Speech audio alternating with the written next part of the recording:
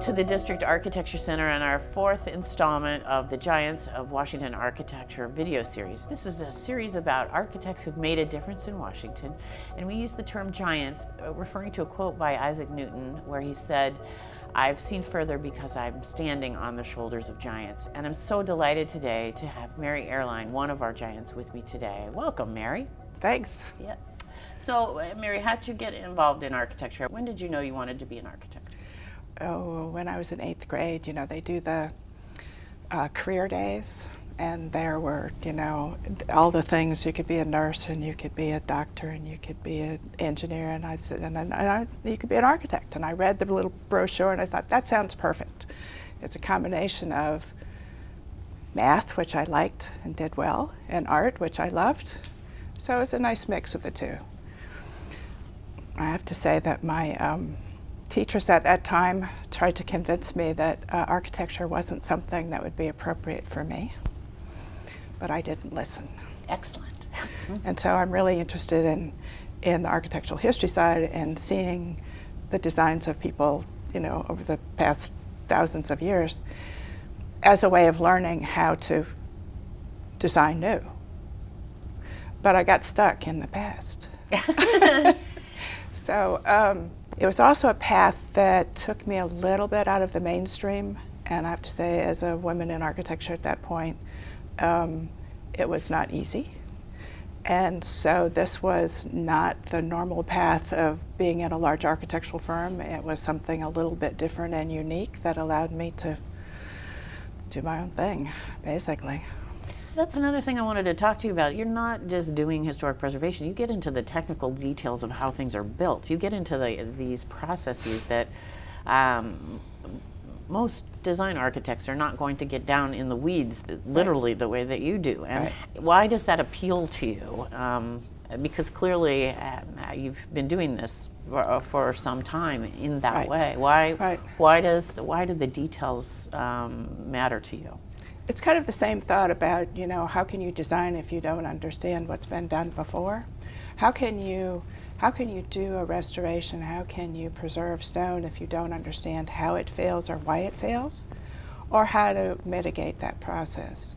So it really is, yes, understanding the materials. I mean, stone and metals are my thing. So I was really taken by what you had to do for St. Matthews Cathedral. I mean, it needed major exterior repair, the roof was leaking, and then you were all the way down to the way the mosaics are done. Right. That just seems to be, that seems like it's an awful lot of fun too, because you're getting to be involved in all sorts of little pieces of the building. That was a wonderful project. I worked 9 years at St. Matthews. Starting at the outside with the copper roof and working our way into the inside in multiple phases. Every surface in this interior and exterior of the building was touched, cleaned and repaired, and loose tiles that were reset and grouted, and paint that was cleaned in a lot of cases.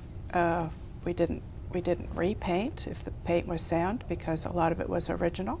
It's such a wonderful building with so many different materials in it. I think it has marble from all over the world. Wow.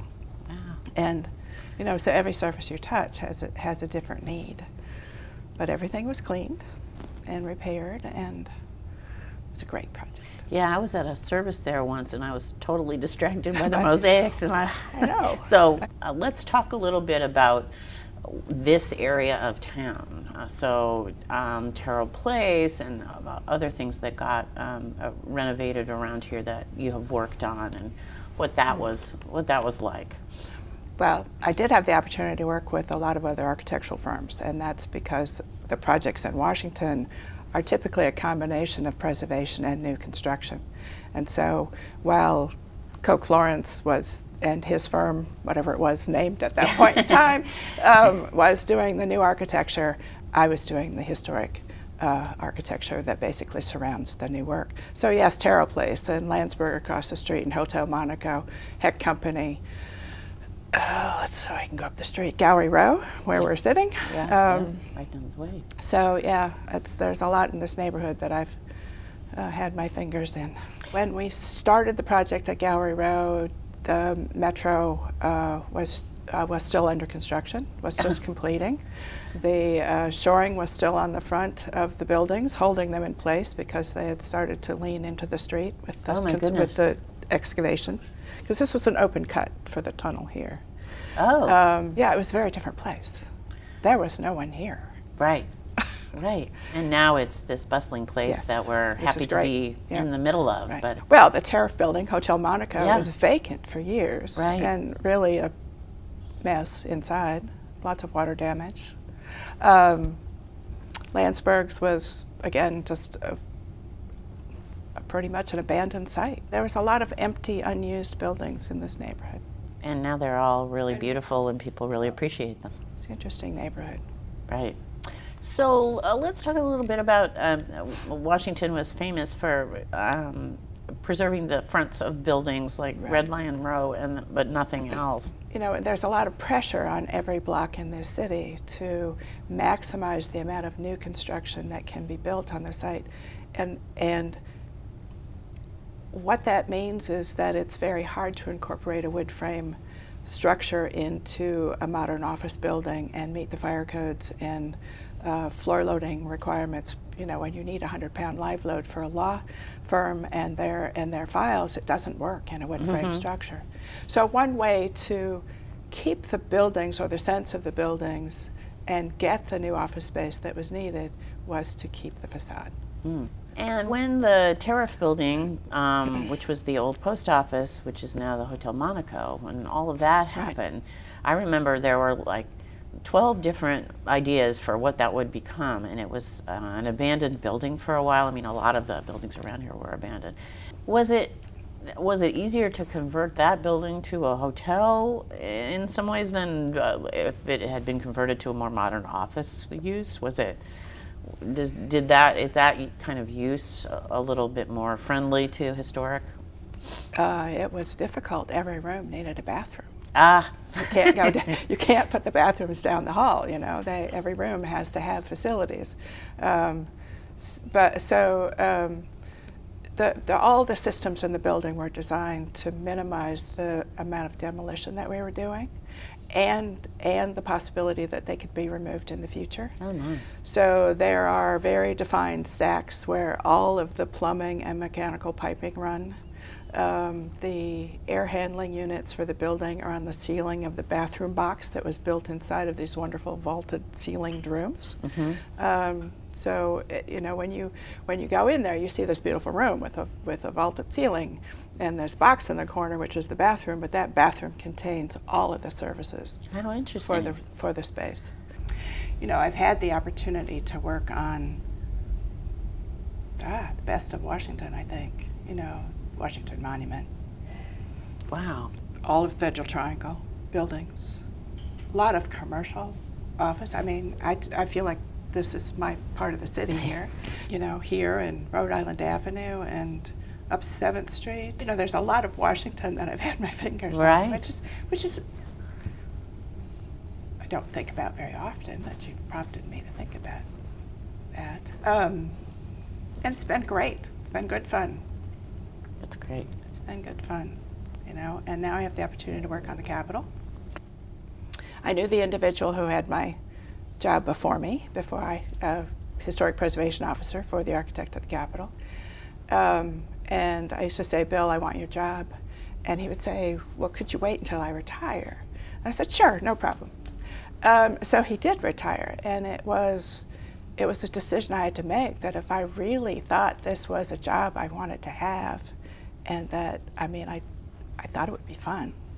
I mean, the Capitol and the office buildings and the Library of Congress are spectacular structures. I had to make that decision very quickly, and so the timing was right. Great. Great. Yeah. And so you're getting to work on the Capitol Dome now and all these important things, but you did one particularly important project for the nation, which was the Phoenix Project. And that was restoring the Pentagon after the plane went through it. There's some really interesting accounts of the guys who were pulling the stone apart, they said we had to go to Mary to ask her how to put the stone back together, to which order to put it back together. Do you want to talk about that and how you got involved? Well, initially they were prepared to tear it down and put it in a dumpster, and I said, no, we're going to reuse the stone. We need to just salvage as much of the stone as we can, clean it, and reinstall it. And they say, oh, we'll never be able to clean it. And I'm going, yes, we can do this. We can clean it. We can get the soot and the oil off of it, and it needs to go back in the wall. I said, this is a historic building. And so they gave me 30 days. And it was a multi-shift operation. It was all spread out in the parking lot. Everything was numbered where it came off the building.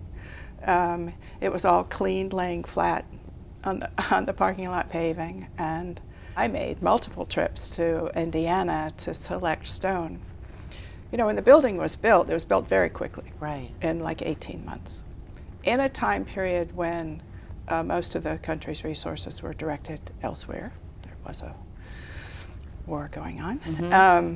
And so they were taking any stone out of the quarry that they could get to face the building, which meant that it was not the select limestone that we put in our buildings today.